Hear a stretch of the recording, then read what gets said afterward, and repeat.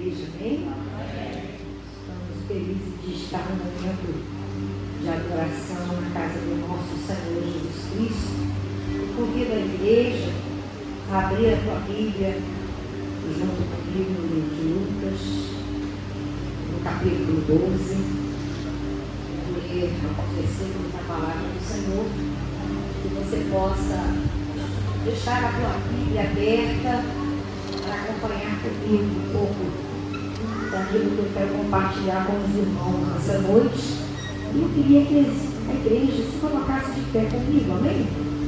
Se colocar de pé para a gente ler junto este versículo. Nós vamos ler primeiro Lucas 12, somente um versículo de número 20 da palavra de Deus, e depois nós vamos ler no capítulo 16, o versículo 22.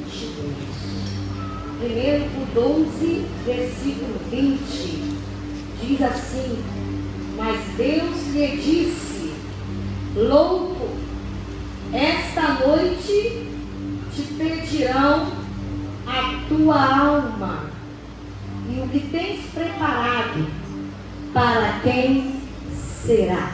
A igreja pode ler comigo bem forte esse versículo? Vamos lá, 1, 2, 3.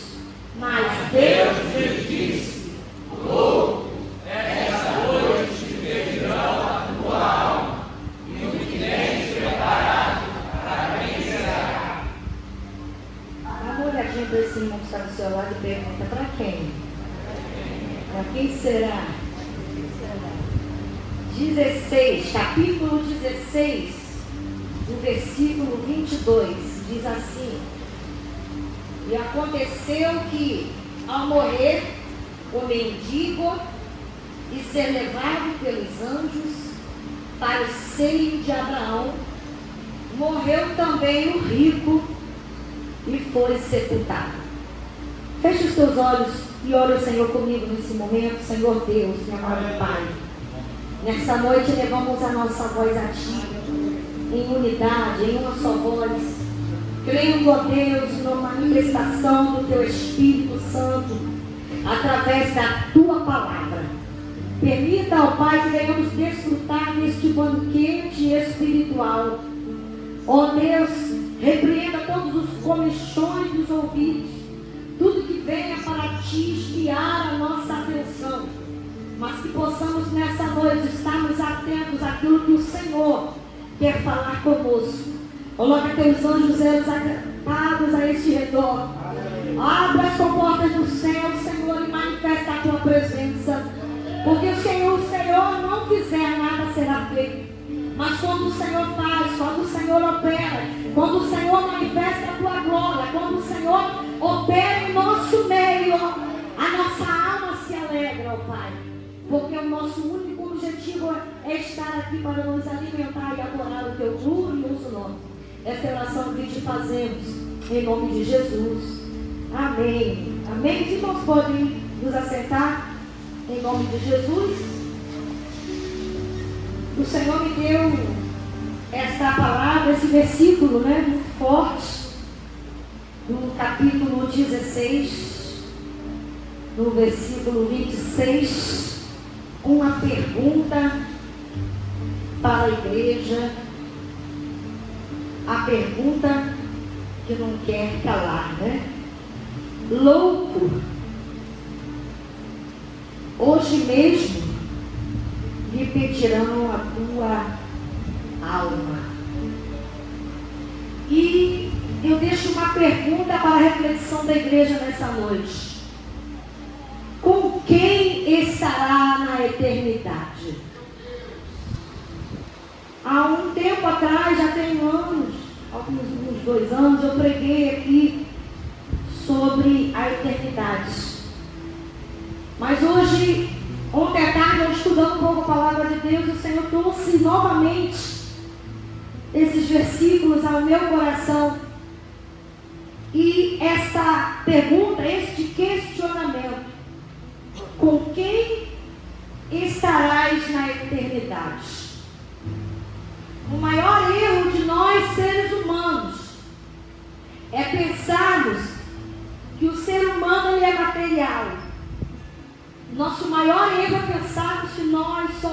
ser material. No livro de Gênesis, quando Deus formou o homem do pó da terra, nós observamos que a Bíblia diz que quando Deus fez o homem, Ele soprou em suas narinas o fôlego de vida, e o homem passou a ser alma vivente. Logo, o homem, eu, você, nós, seres humanos, nós não somos um corpo vivente, nós somos uma alma vivente. Quem está no culto, diga amém. Amém. Nós somos uma alma vivente, ou seja, o homem, ele é muito mais do que uma alma vivente. Ele é composto de espírito, de alma e de corpo. O homem não é corpo, alma e espírito. Isso são coisas que nós que falamos. A Bíblia diz que o homem é espírito, alma e corpo. E qual é a diferença? Diga comigo, igreja. A alma vem primeiro. Por quê? Observe. Das 3 porções que contém o ser humano, espírito, alma e corpo, apenas uma dessas composições é matéria, que é o corpo. Ou seja, logo, o homem não é um ser essencialmente matéria. Você e eu somos essencialmente mais espirituais, porque nós temos espírito, alma e o corpo. Então, o homem tem mais necessidades espirituais do que materiais. Amém? Se o homem é espiritual e corpo, o homem deveria se preocupar com as suas necessidades espirituais mais do que as suas necessidades materiais. Nós vemos nesses últimos dias que muitos têm se preocupado, sim, cuidar do corpo, bacana. Quantos gostam aqui de academia?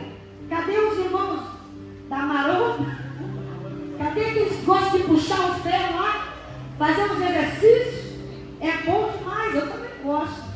E isso é coisa boa, porque o nosso corpo é templo do Espírito Santo. Você deve cuidar do seu corpo.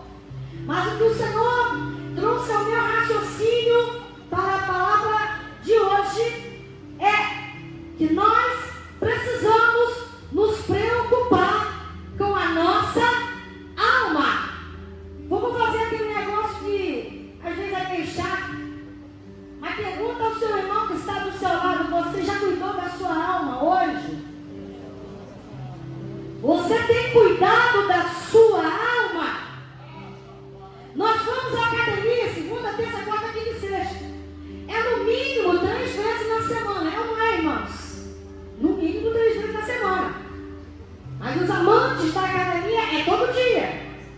Eu vejo que tem pessoas até no domingo que estão na caminhada. É ou não é?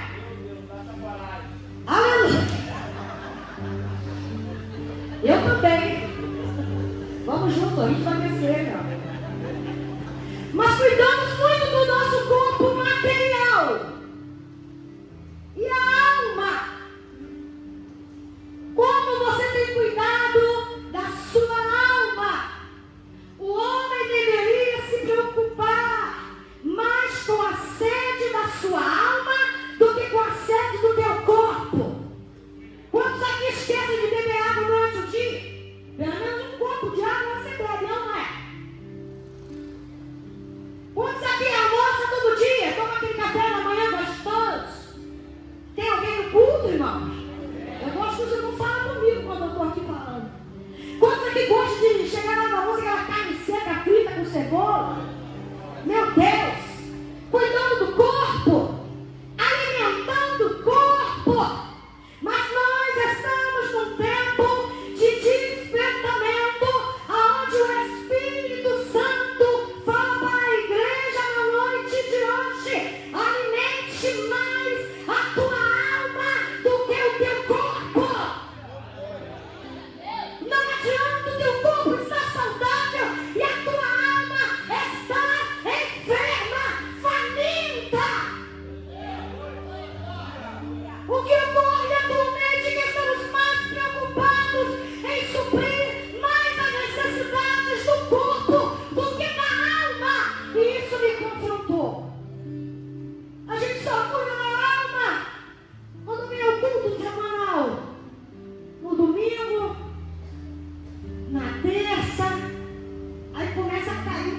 Na quinta, oração. Hoje de manhã, né, na escola dominical. Quando nós temos uma doença no nosso corpo, nós vamos a toda instância gastar tudo em busca da cura do corpo. Quem já ficou doente aqui? Hã? Quando ele fica doente, o que a gente faz? Corre para a UPA, hospital, pega aquela receita, compra aquele remédio. Mas quando a doença é na alma, não fazemos absolutamente nada a respeito. Não nos preocupamos em saber se a nossa alma está sadia ou enferma. A enfermidade do corpo, se não tratada, o que acontece, igreja? O que acontece? Cemitério. Tem um aqui, Jardim das Acácias. Não é? Se você não alimentar seu corpo, se você não cuidar do teu corpo, você vai adoecer. Eu estou falando do corpo matéria. Se você não cuidar do teu corpo físico, você vai ficar doente. Você vai ficar fraco se você não comer. Você vai ficar desidratado se não tomar água. E se você não fizer nada por isso, o cemitério é a sua próxima casa. E a enfermidade da alma, se não tratada, leva para onde? Tem alguém no culto?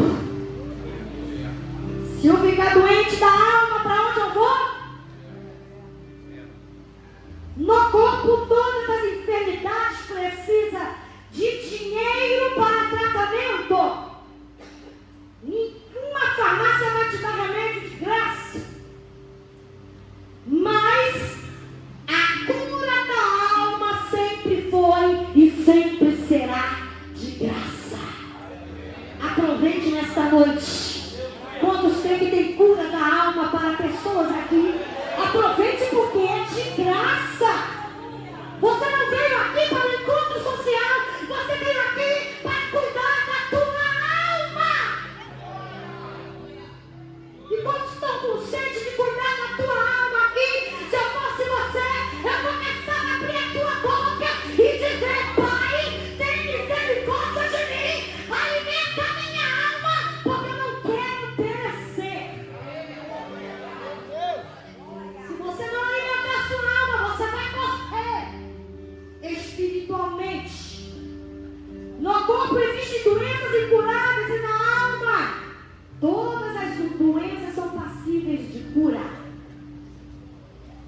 Um culto como esse aqui pode curar a alma de alguém. Quantos creem nisso que eu estou falando? Uma reunião como esta aqui pode alegrar a alma de alguém ferido. Um abraço pode curar a alma de alguém.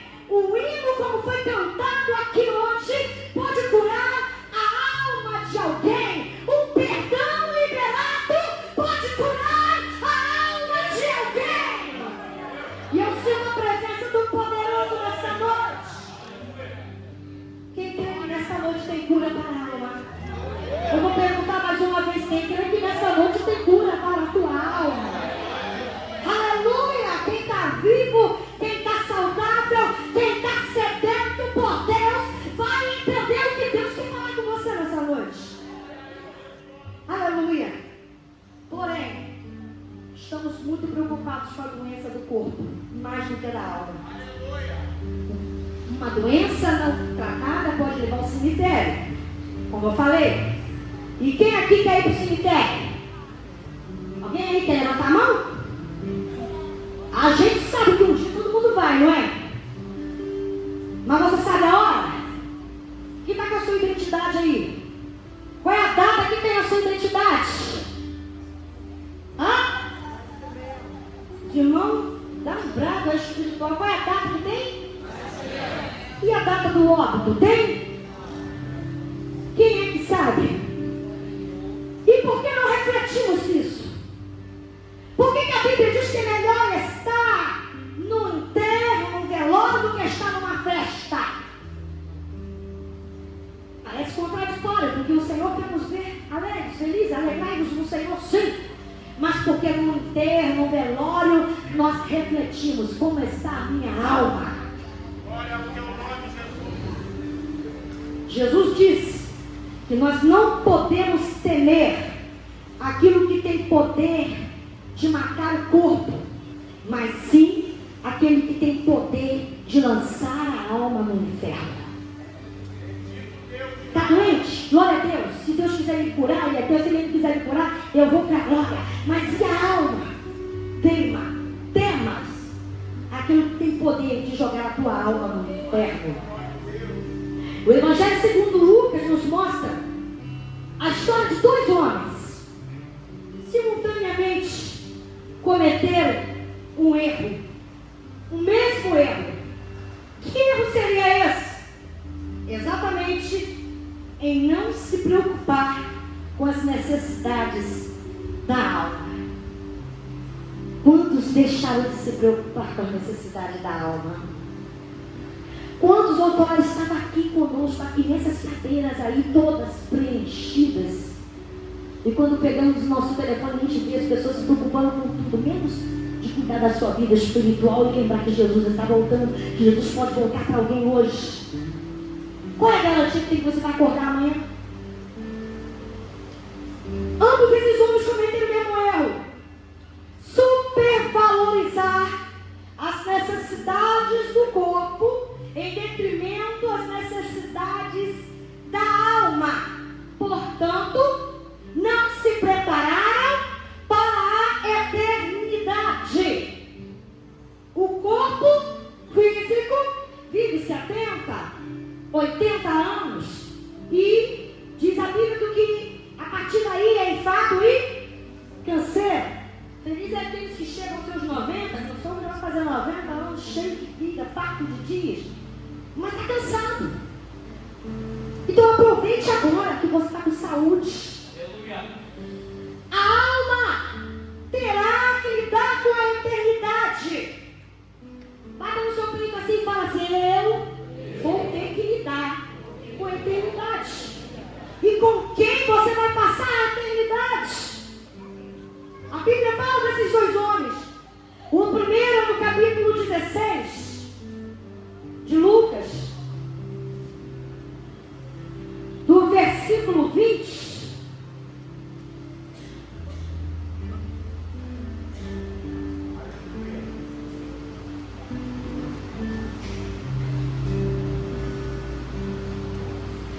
Jesus propôs uma parábola, ou melhor, no capítulo 12. Diz assim, no versículo 16 do capítulo 12 de Lucas: Jesus lhe proferiu uma parábola dizendo: o campo de um homem rico produziu em abundância, e arrazoava consigo mesmo dizendo: que farei, pois não tenho onde recolher meus frutos? E disse: farei isto, destruirei meus celeiros, reconstruirei os maiores e recolherei todo o meu produto e todos os meus bens. Então direi à minha alma: tens depósito muitos bens para muitos anos, descansa, come e arregala-te. No versículo 19 e 20, Deus interrompe este monólogo patético deste homem e faz uma pergunta para ele: louco,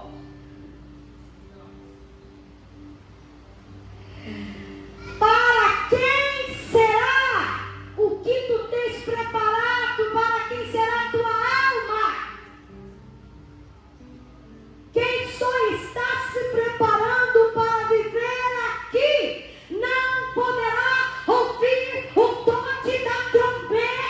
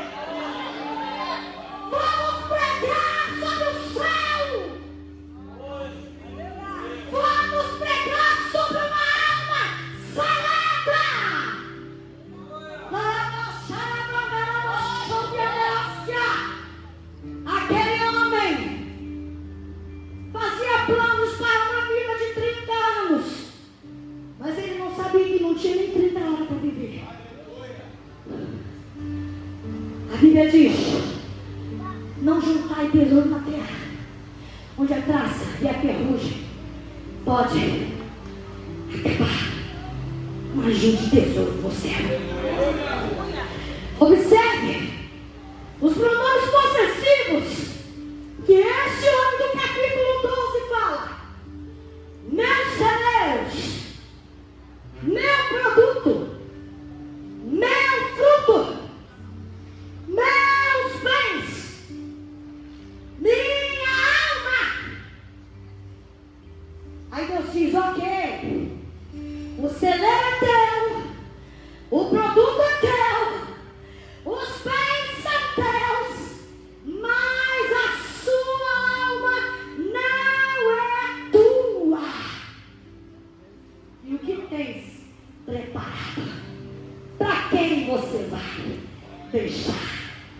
E a gente tem anos de igreja, e isso me confrontou muito, porque a gente vive dias como rotina, viemos à igreja, sentamos nessa cadeira, por dias ficamos engessados, não abre a boca nem para dar glória, mas quando você vai no restaurante, tu abre a tua boca e quando ninguém cuida de carne.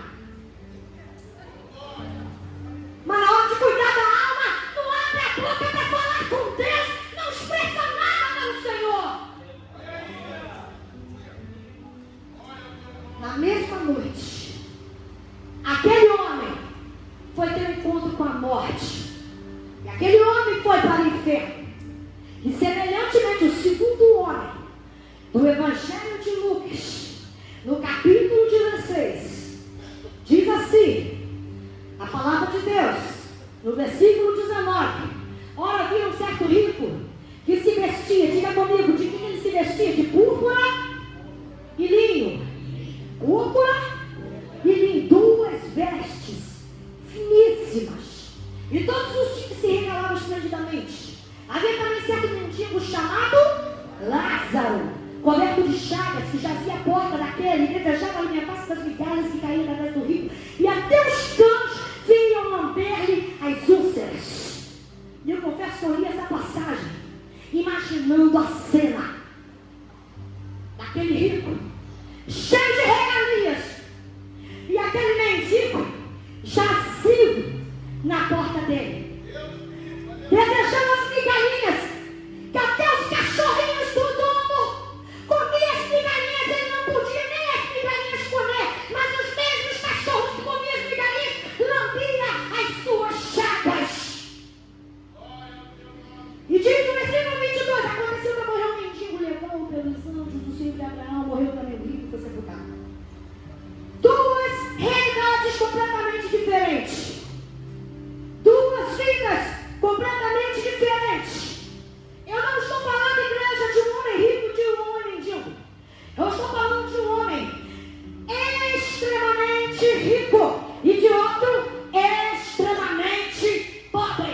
De um homem que muito tinha, e o outro que nada tinha. Mas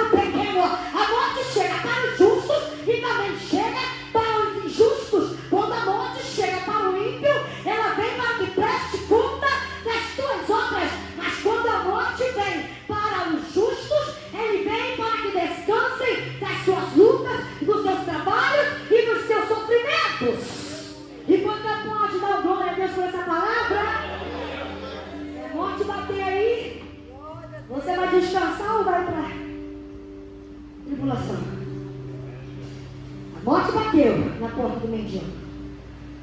E também bateu no rico. A morte do mendigo já era esperada. É ou não é verdade? Quando a gente vê uma pessoa num quadro de enfermidade, a lógica é o quê? Está numa situação difícil. Posso dizer que a falta da nutrição daquele homem, uma condição miserável, uma condição prevista para o seu estado era a morte. Eu quero acreditar que ele, tudo que desejava todos os dias, é que esse dia chegasse para ele, por tamanho sofrimento daquele homem. A morte daquele homem talvez seria um dia que valeria a pena ele viver. O rico não esperava a morte, tinha saúde. A morte do rico foi repentina. A morte do rico foi súbita. Para ele, a morte estava distante de bater na porta dele. Quando a notícia de fulano faleceu, meu Deus, cheio de vida, cheio de saúde, não sabemos o dia que o ladrão vem roubar a nossa casa, diz a Bíblia. Fica assim para você, eu preciso cuidar da minha alma todo dia.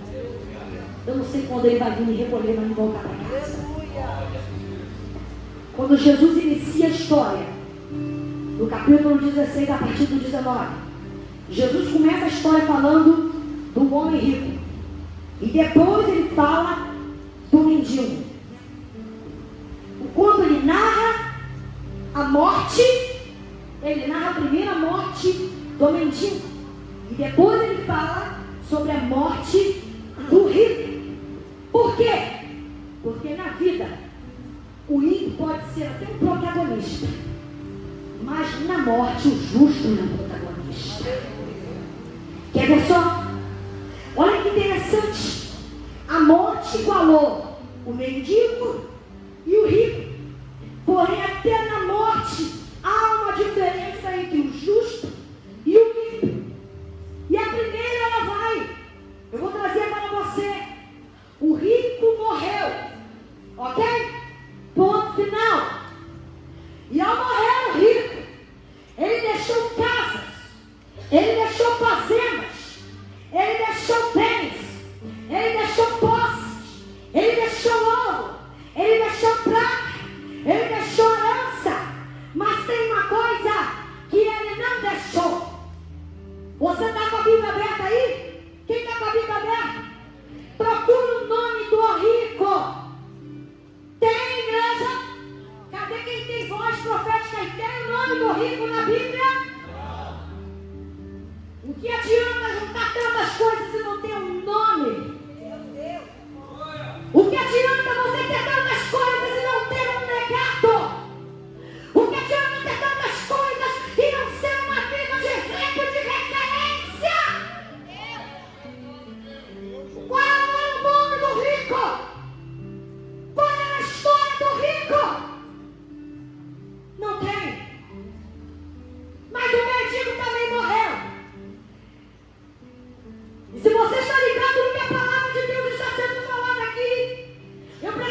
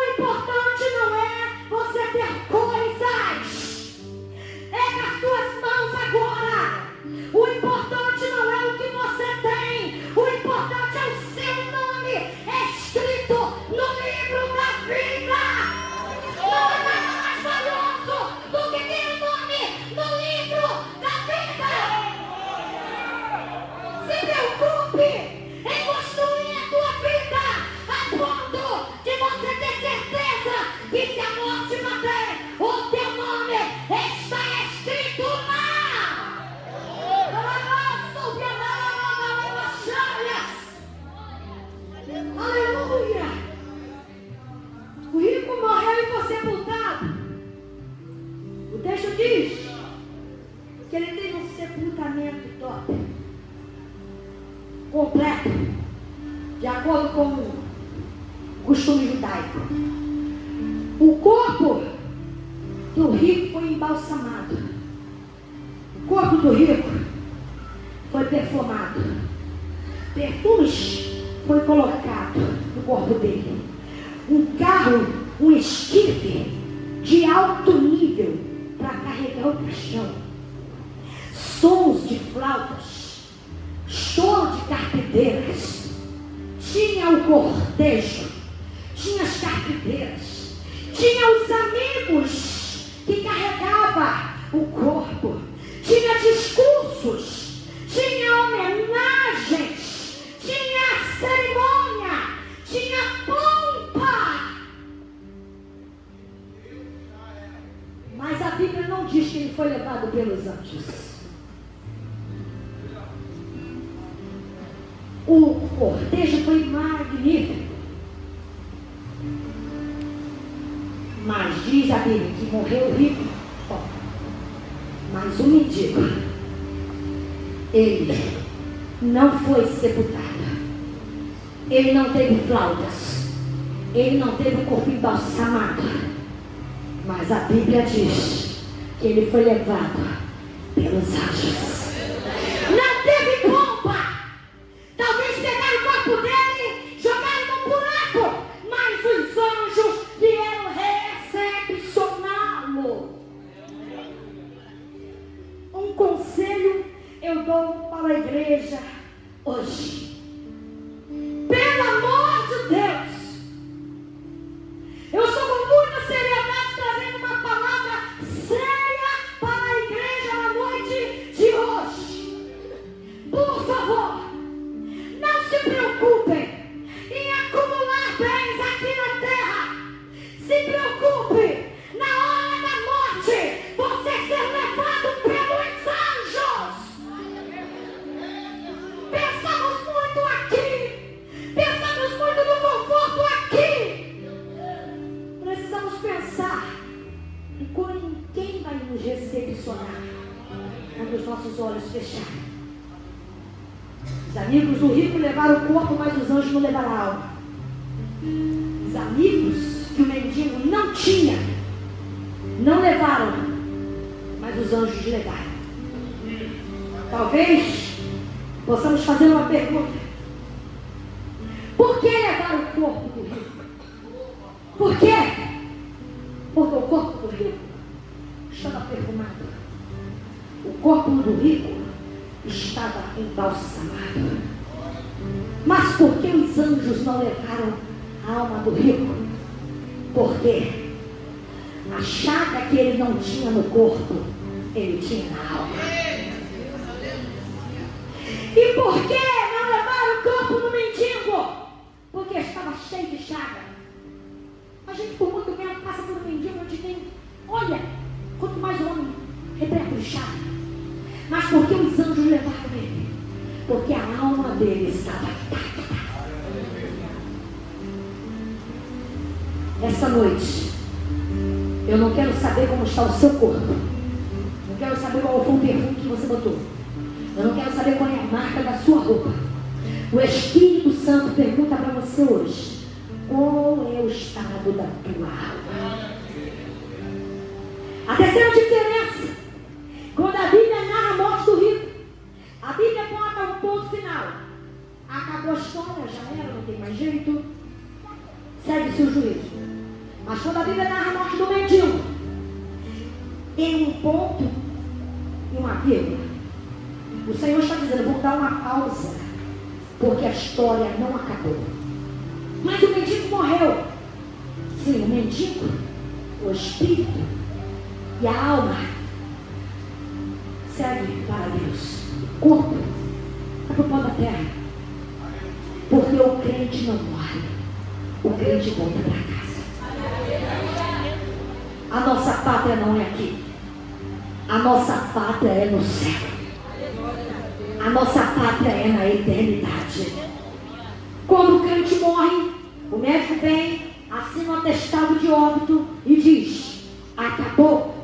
Aí Deus vem, Coloca uma vírgula e diz assim para mim e para você: aquele que crê em mim, ainda que esteja morto, viverá. Aquele que crê em mim, ainda que esteja morto, viverá. E quem vive e crê em mim nunca morrerá. A última palavra nunca será da morte. A última palavra sempre será a palavra de Deus. O médico põe um ponto e diz: a história acabou. Mas quem escreve a história do crente é Deus. Então ele vai lá, põe uma vírgula embaixo e diz: é só uma pausa.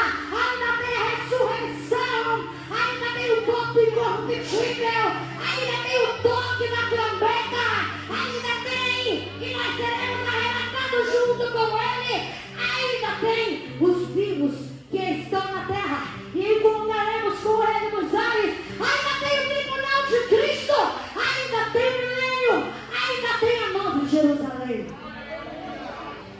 Aleluia. O Senhor mesmo descerá do céu com alaridos, com voz de arcanjos e trombetas.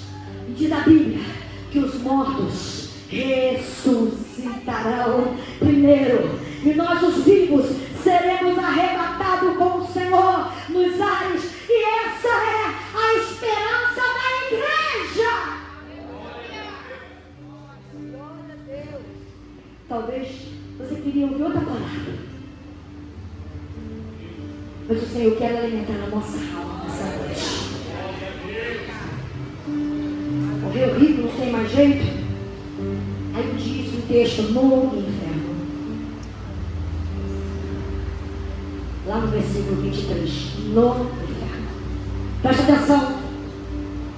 Você veio falar do inferno hoje, sim. Eu aprendi com o Senhor. Quando nós vamos ver a Bíblia, o primeiro pregador foi Deus e o segundo foi Satanás. Como assim? Porque no Éden, Deus pregou sobre a morte, quando ele disse: certamente morrerás. Aí veio Satanás e prega sobre vida. Como assim? Quando ele disse que se comesse do fruto, certamente viverás. Então, eu entendo aqui que Satanás pregou sobre vida para gerar a morte espiritual. Mas Deus pregou sobre a morte para gerar a vida. Satanás pregou vida para gerar a morte, para fazer o homem pecar. Mas Deus pregou sobre morte para gerar a vida. Jesus falou mais do inferno do que do céu. Jesus falava do inferno para levar as pessoas do céu para o céu. E tem muita gente hoje por aí falando do céu, mas conduzindo muitas pessoas para o inferno. Então é melhor você estar num culto como esse, com uma palavra que vai te conduzir para o céu, do que você se perder no decorrer da sua trajetória. No inferno, em tormentos, o rico levantou os olhos. Ele tomou duas atitudes. Que atitudes são essas? Ele tomou atitudes tarde demais. A Bíblia diz: no inferno, diga comigo, igreja, no inferno. Ele teve toda a sua vida para se envolver com aquilo que é de cima. Ele teve toda a sua vida para dar valor com as coisas que é de cima. Ele teve toda a sua vida para buscar aquilo que é de cima. Você tem toda a sua vida para se envolver com aquilo que é de cima. Não gaste seu tempo com aquilo que é de baixo. Aquele homem no inferno levantou os seus olhos. Bens, noitadas, coisas de baixo. Dinheiro no coração como seu Deus, coisas de baixo. Baladas, carnaval, boates, coisas de baixo. O homem não foi feito para olhar para baixo. O homem foi feito para olhar para cima. Eleva os meus olhos para o monte, de onde me virá o socorro? O meu socorro vem do Senhor, que fez os céus e a terra. E a pergunta que eu faço a você hoje: para onde você está olhando? Você está olhando para as coisas de cima ou está olhando para as coisas de baixo? Para onde você está direcionando a tua alma? A Bíblia diz no livro de Lamentações, no capítulo 3, versículo 51, o meu olho move a minha alma. Para aquilo que você olha é para onde você está direcionando a sua alma. O pecado nos faz olhar para baixo. E Paulo, sabendo disso, ele escreveu para nós: pensai nas coisas que estão de cima, porque julgais elas que tenhas nela a vida eterna. O convite nesta história para nós é: enquanto ainda há tempo, diga, olhe para cima. Quem está vivo aí? Olhe para cima. O diabo vem sorrateiramente te apresentando as coisas de baixo. Toma a bandeja. Você vai dizer: eu não tenho tempo para olhar para baixo. Estou ocupado com as coisas de cima. Enquanto ainda há tempo, olhe para cima. Porque se eu olho para baixo, eu vejo derrota. Mas se eu olho para cima, eu vejo vitória. Se eu olho para baixo, eu vejo pecado. Mas se eu olho para cima, eu vejo a santidade de Deus. Se eu olho para baixo, eu vejo fraqueza. Mas se eu olho para cima, eu vejo a força de Deus. Se eu olho para baixo, eu vejo escassez. Mas se eu olho para cima, eu vejo provisão. Se eu olhar para baixo, eu vejo doença. Mas se eu olhar para cima, eu vejo o Jeová Rapha, o Deus que cura.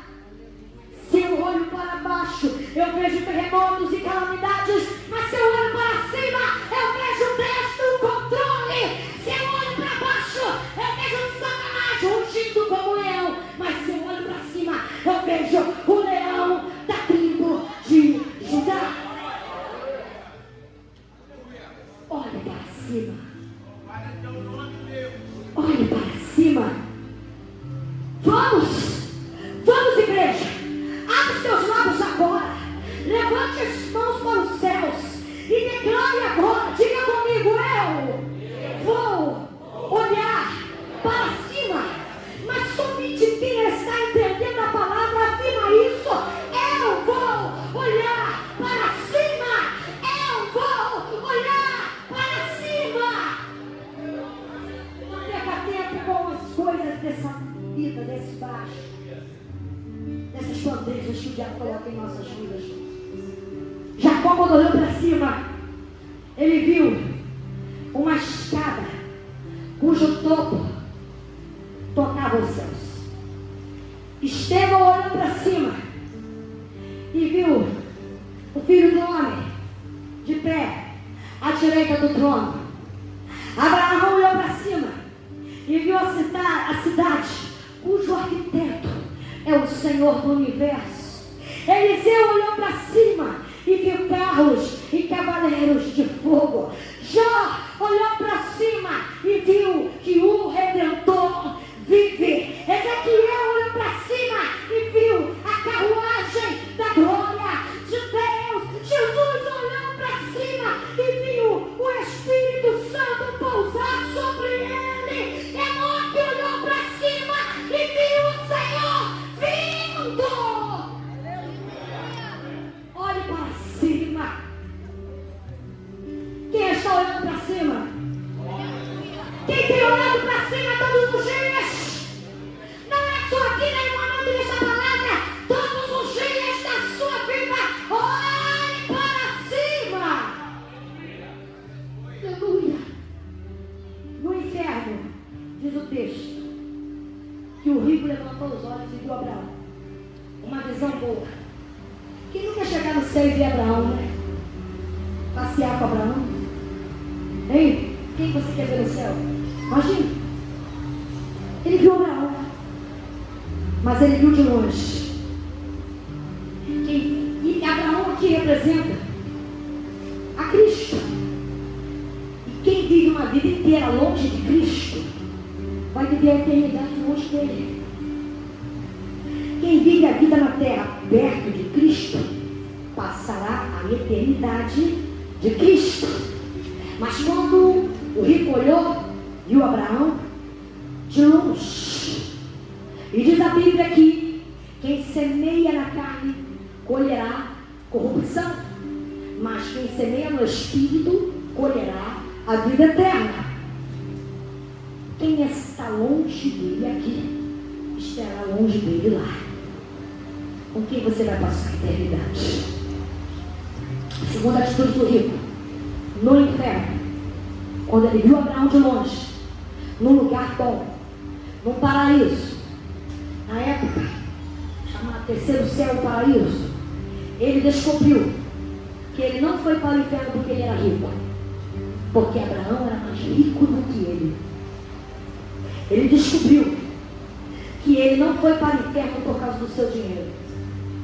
Ele descobriu ali, porque você não é o que você tem, você é o que você faz com aquilo que você tem. E tudo que ele tinha, tudo que ele possuía, ele não fez para a glória de Deus. O que leva as pessoas ao céu ou ao inferno não é a riqueza nem a pobreza, porque tem muito rico no céu e tem muito pobre também no inferno. Mas o que leva a pessoa que não vai ao inferno pelo que faz, mas por aquilo que não faz. Você não vai para o inferno por aquilo que você faz, por aquilo que você deixou de fazer. Nunca roubei, nunca matei, nunca fumei, nunca fiz isso, nunca fiz aquilo, eu vou para o céu. Muitas das vezes, as pessoas que vão para o inferno não é por causa das suas ações, mas por causa das suas omissões. Você vê muitos ímpios por aí dizer, eu sou um homem bom, eu sou uma pessoa boa, mas é omissa para as coisas do Senhor. A Bíblia diz que o mendigo foi levado para o seio de Abraão, mas não diz que o rico foi levado para o inferno. E eu pergunto por quê? Porque Deus leva as pessoas para o inferno, mas Deus não leva as pessoas para... Deus leva as pessoas para o céu, mas Deus não leva as pessoas para o inferno. Deus leva pessoas para o céu, mas para o inferno as pessoas vão sozinhas. As pessoas vão para o inferno porque querem. As pessoas vão para o inferno porque rejeitam aquele que salva do inferno. O homem precisa de ajuda para ir para o céu, mas não precisa de ajuda para ir para o inferno.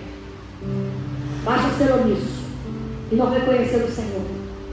E para encerrar, eu observei na palavra quando ele viu Abraão no lugar bom e Lázaro no seu seio. Sabe o que aquele rico viu? Agora aquele rico que todos os dias fazia uma festa, todos os dias tinha um banquete, todos os dias se vestia com roupas de linho e púrpura, as mais caras que somente os reis poderiam usar. Agora ele vê Lázaro no seio de Abraão, Lázaro sentado numa mesa, participando de um banquete ao lado de Abraão. O que é que aquele rico viu? Que agora a situação se inverteu. Outrora na terra o rico que estava na festa, agora no inferno quem está na festa, agora na eternidade quem está na mesa do banquete, quem está desfrutando de amigos, agora quem está rodeado de boas companhias, quem está rodeado de amigos agora.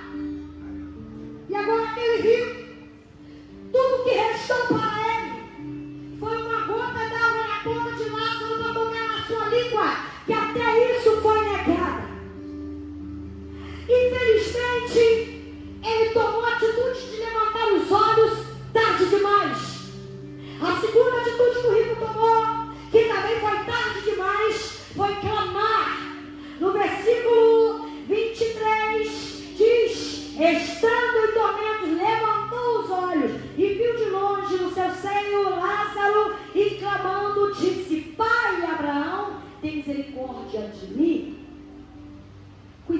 para não ser tarde demais para você clamar. Aquele homem deixou para clamar tarde demais. E as duas coisas que ele pediu foi negada. As suas orações foi negada. Se ele fizesse essas duas atitudes 5 minutos antes dele morrer, ele teria mudado a trajetória da sua vida na eternidade. Mas nem sempre sabemos da oportunidade dos 5 minutos. Mas a Bíblia fala sobre outro homem. No livro de Lucas, capítulo 23, versículo 43, fala que o homem tomou essas duas atitudes de levantar os olhos, de olhar e de clamar. Só que a diferença é que ele estava vivo. Quando Jesus estava na cruz do Calvário, e tinha os 2 ladrões na cruz, e aquele homem, antes de morrer, falou: Pai.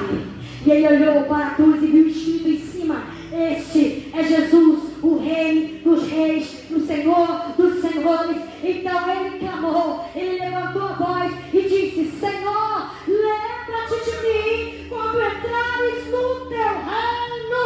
E lá vem a resposta, e disse Jesus: em verdade te digo que hoje mesmo estarás comigo no paraíso. E morreu, mas ele clamou vivo. Com quem você vai estar na eternidade? Eu encerro aqui. Só quem está vivo pode clamar. Você que está morto pode ficar quieto. Mas quem está vivo, começa a adorar o Senhor e dizer: eu sei para onde eu vou, eu sei qual é o meu destino, eu sei qual é a minha pátria, eu estou cuidando da minha alma, eu vou me despertar para fazer a vontade de Deus. Vai se colocando de pé agora comigo aí, e melhora a tua face agora, coloca um sorriso no teu rosto e declare aí, porque você está vivo. Mas se você está morto, não precisa fazer nada não. Deixa eu ver, cadê os vivos? Cadê os vivos? Cadê os vivos? Cadê aqueles que aguardam a vinda? Cadê aqueles que estão cuidando da alma? Cadê aqueles que estão dando valor às coisas do céu? Feche teus olhos, abre os teus lábios. Se você está vivo, faz um barulho de adoração para Deus. Se você está vivo, faz um barulho de glória para Deus. Se você está vivo como aquele homem que estava do lado de Jesus, diga: Senhor, lembra-te de mim. Lembra-te de mim. Purifica minha alma. Lava-me do teu sangue. Limpa as minhas vestiduras, porque eu quero cuidar da minha alma. Feche os teus olhos agora e faça uma oração. Clame ao Senhor. Reflita. Qual será o destino da tua alma? O que você tem feito? O que você tem ajuntado? Para quem será? Eu gostaria que você fizesse a tua oração agora. Ao som dos instrumentos, você vai falar com o Senhor. Se você está vivo. Se você está vivo, aumenta a tua voz agora. Fala com o Senhor. Porque o lugar de morto é no cemitério. Mas aonde tem pessoas cheias de vida, com fôlego de vida, com sede de Deus, que dá valor à vida com Deus. Coloca a tua mão sobre o teu coração agora e começa a se arrepender, começa a pedir perdão, começa a olhar para as coisas do alto, começa a olhar para cima, busque o que vem de cima nessa noite e comece a dizer: Senhor, eu não quero me perder com as distrações dessa terra. Eu não quero me perder com as coisas dessa terra. Eu não quero me envolver com as bandejas de Satanás. Eu não quero ter um olhar para baixo, mas que eu tenho um olhar de águia. Que eu venha ver, Pai, olhar para o alto, de onde nos veio socorro, de onde nos veio refrigério, de onde nos veio a paz que precisamos, que dinheiro nenhum paga, mas esta paz que alimenta a nossa alma, que envolve o nosso ser, que alegra o nosso coração. Esta pátria que nos espera é para lá que nós queremos ir, Senhor. É para a eternidade contigo. Livra o